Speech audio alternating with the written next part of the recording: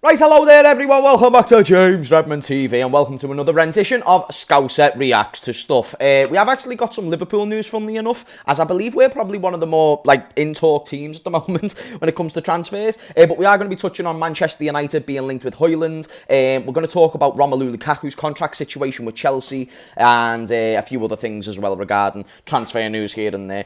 First and foremost, if you are a fan of this show, smash a like. If you don't, then smash a dislike. But if you are only tuning into this show on my channel, then you might not know that Jordan Henderson is being linked with a move away to Saudi Arabia right now. And the reason why this links into everything, because if he goes, that just may increase the urgency of bringing in Lavia. And as we know, Liverpool aren't the only team in Lavia. Now, I actually want to raise a question to Chelsea fans, Arsenal fans who have been linked with him also. Is this a player that you take? Because I look at him as a well-rounded individual and I think he's good on the ball. Not only is he good on the ball, he's good at reading the game. And he's someone who's got a really high ceiling, in my opinion. And I think, the fact he played for City and then he was pretty much one of Southampton's best players, I believe it's more affordable for Arsenal or Chelsea, but I don't see the incentive for Arsenal to really go and get him unless they're going to be looking to get Partey and they still want to stick with a double pivot. Or if they decide, or if Chelsea decides, then does that mean they're going to still get Caicedo, who I know that's on their radar? My hair's all over the gaff, and it's bloody terrible. But I'm just thinking Liverpool seem to be leading the race, and I want to know in the comments down below. Although from a Liverpool fan perspective, I can't see us getting him unless we generate the funds, which also I don't see, because we would have to sell probably players we wouldn't want to sell.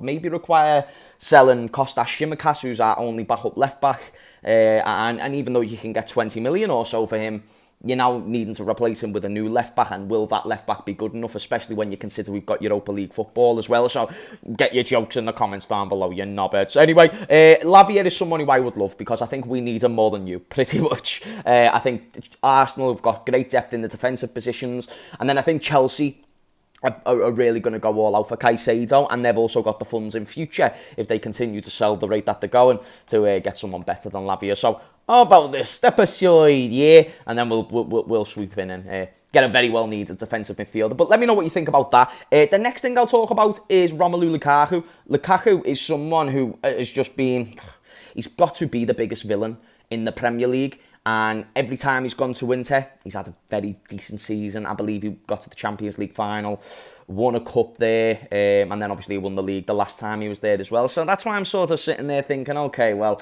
in my opinion, he needs to go from Chelsea. I don't know if there's wage cuts that are being talked about. I don't know how much he'd be sold for. I'm hearing 35 million. I'm very intrigued to know who'd buy him for 35 million. But that's not from Saudi, and I've heard that he doesn't want to go to Saudi, so where is he going to go? Because I don't think Inter are too interested in trying that again.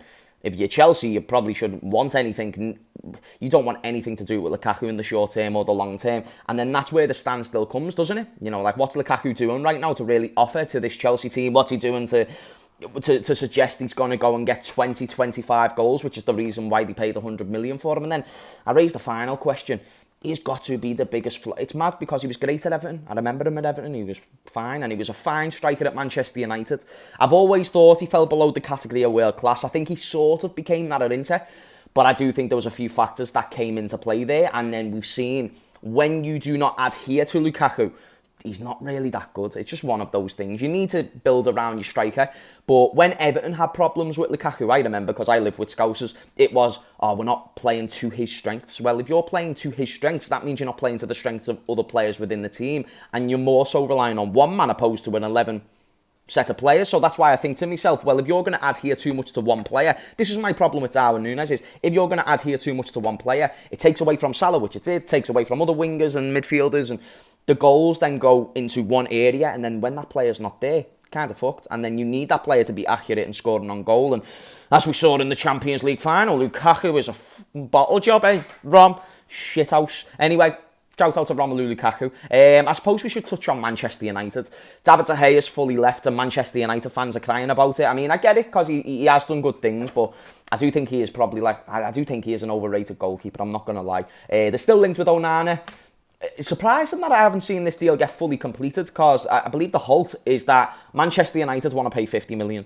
Inter Milan want 61 million, and that's where the negotiations stand as we speak. I think they'll probably agree somewhere at around 55 million, just seems to make sense. I think he's significantly better than David De Gea as well, and I think he'd be an upgrade, so it's interesting to see. The one thing I would ask, are you happy with £110 million being spent on both Mount and Onana? And then obviously you're linked with Højlund as well.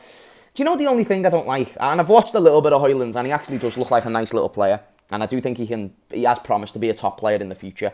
But you know, I saw it, I know it was just the United fan, but it got loads of likes and retweets. It was a comparison of like Højlund has got 6 goals in the European qualifiers, whereas Haaland has only got 3 goals. And I just thought, please stop this. Don't do this to me. Don't do this to me. Just because, yeah, Haaland is what you would call generational. And not from a technique standpoint, not from I can do 5-star skill moves. I'm simply suggesting he is someone who can hit the ball like the way he does. And the eye he has to find the space to get goals is absolutely beyond anything that I've seen from somebody that age. And I think he'll probably go on and break numerous records. And, he's only 22 or something ridiculous. So he's just on fire. Højlund would need to do a hell of a lot to do such thing. And listen, Atalanta produced some good players, but I remember Amad Diallo being signed for like 35 million, and that seems to be one that we just forget about now.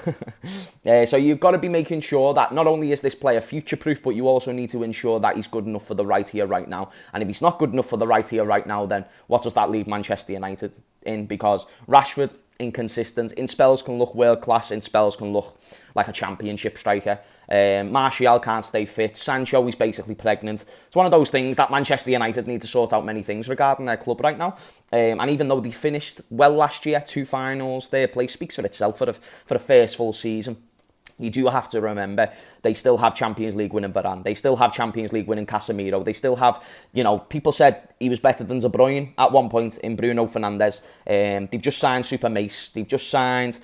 the linked with Onana, who was in the Champions League final next year. You have to increase those expectations, and with the supposedly world-class manager who was going to be ending ears, I'm only using his words, I don't see how Manchester United have improved to a point where they become better than Arsenal and City. I think we're still up for debate. Like, Szoboszlai and McAllister, I think will be great additions and game-changing additions, but we still need a new centre-back, and, are we still fully comfortable with Trent at right-back? We've got shit to sort out ourselves, so don't think I'm automatically saying that we're going to finish above you, even though I do think we will. But it's only because I need to see there's areas in the Man United team that I just feel like are being neglected right now and that need to be sorted out soon as. And if they do get neglected, then you're going to see Manchester United not being able to get from third to first. Because Mason Mount, does he get you from third to first?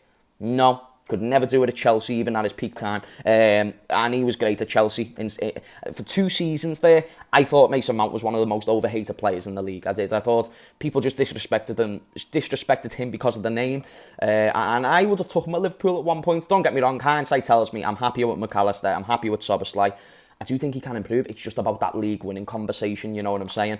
So let me know, United fans, where are the expectations? Are you happy with a cup and top 5? Because now it's top 5 and not top 4. Or does it need to be a league-challenging season? And if it's not, then what does that mean for Erik ten Hag, who I think has made many questionable decisions? Because there's always a split in the fan base, but the De Gea thing a lot of people don't agree with. Some people do. And then the signings that are being made, a lot of people like Mason Mount. So if it doesn't work, then you've got to trust Erik ten Hag's judgment and say, well, we've got to use you as the basis that this didn't work. So would you sack him at the end of the season, or does he just need more time? I think it's very quick to sack him. By the way. But anyway, guys, thank you for watching this video. Hope you did enjoy. If you did, you know what to do. You smash a like. If you don't like me because I'm a Scouser, or because I don't know football, or I'm ugly, all 3 things probably remain true. Smash a dislike. Let me know in the comments down below why you hate me. Know what I mean? That'd be boss. Anyway, guys, thank you for watching, and I will see you and your mothers in a bit. Peace, peace, peace.